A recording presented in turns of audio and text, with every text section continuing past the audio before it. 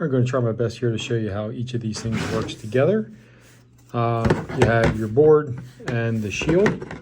They both are going to go like this. Here's the USB here. So make sure you're putting the 7-segment display down at the same end as the USB.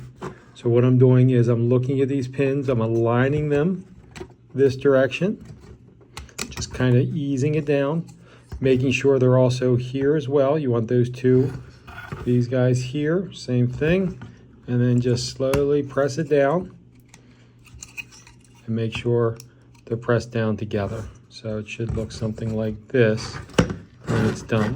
7-segment display down here, same as the USB.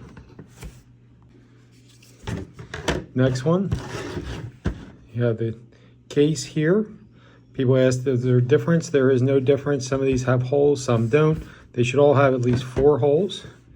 What we're looking for is your USB is going to line up with the notch in the back here. So what happens, there's a little kind of jut here, a jut out here. That aligns with right here. The front slides in, goes down in like this, and then the back, you just push down and it should snap in place. That's it. It should lock in place. If you want to take it back out, there's a little thumb guide right here. Pull this out a little bit, and then the whole thing just comes out. So again, push this down. I'm putting this in at an angle like this, and then it goes down and it'll snap in place.